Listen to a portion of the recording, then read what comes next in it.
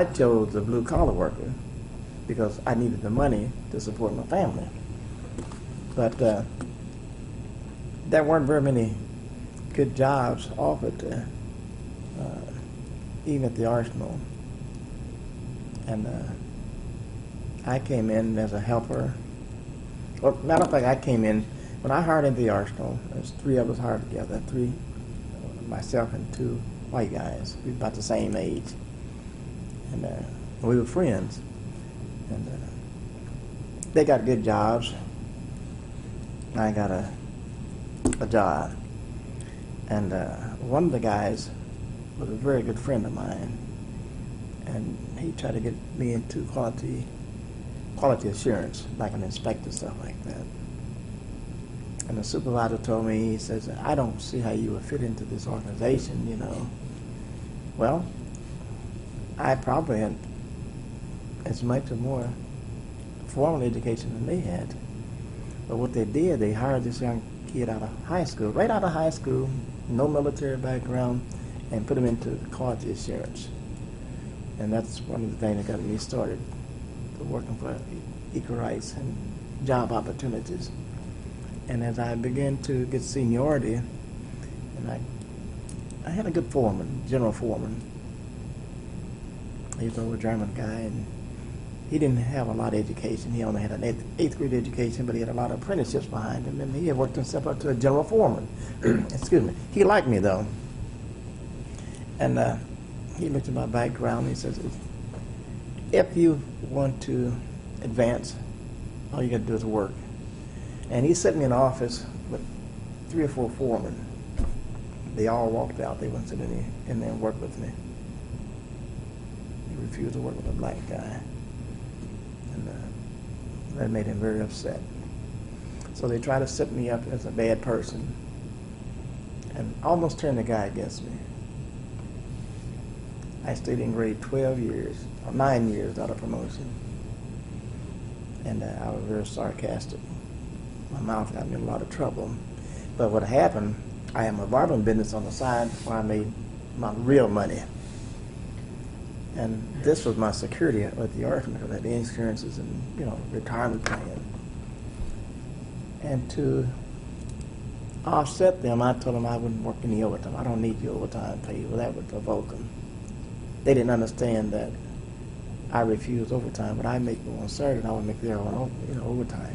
And I did that for quite a while. So then finally, they forced me to sit my work there right in front of his office so they could see me. And I would provoke them all day long.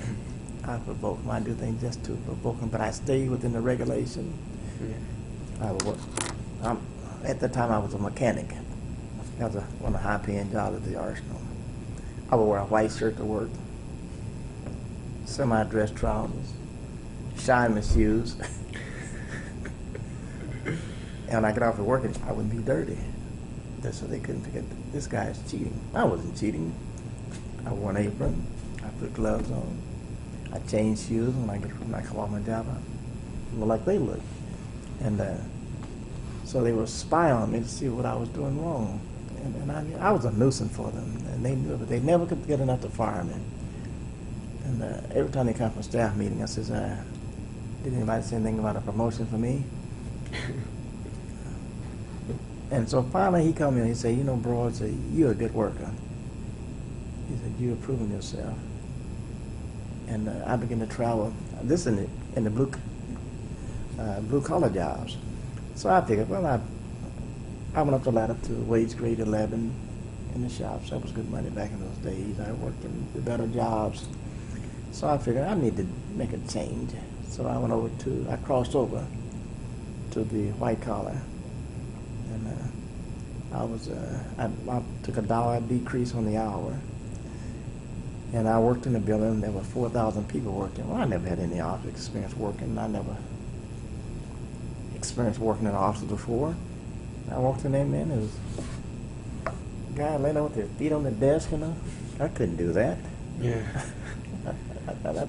Eating the lunch and, you know, just a raisin sand. And I mean, it's a big office area. The building was a block long, 6 stories high, so we had 4,000 people working in there. So I saw the opportunities.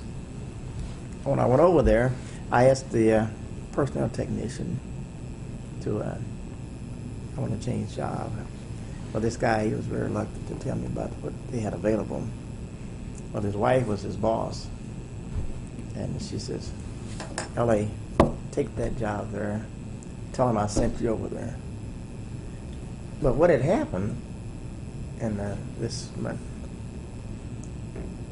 I sponsored a bowling team.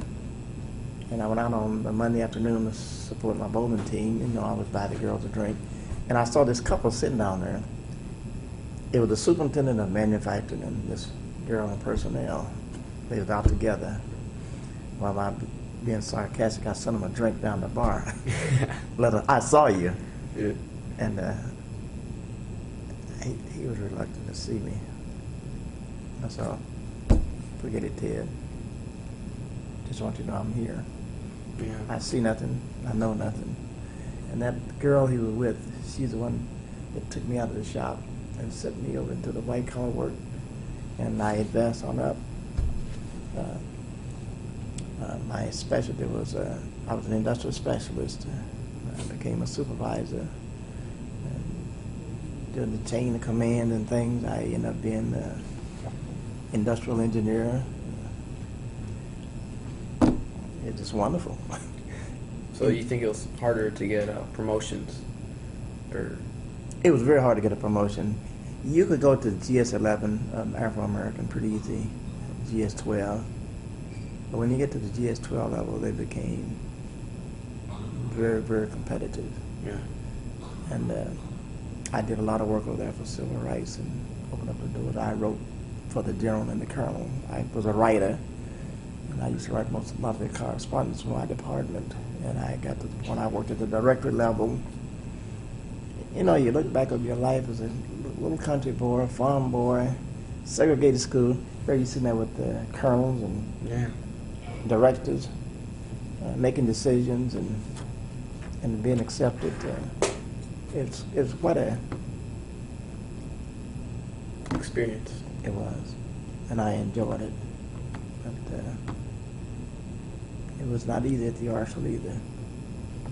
We broke through some barriers, and it was tough. But some of us made it pretty good.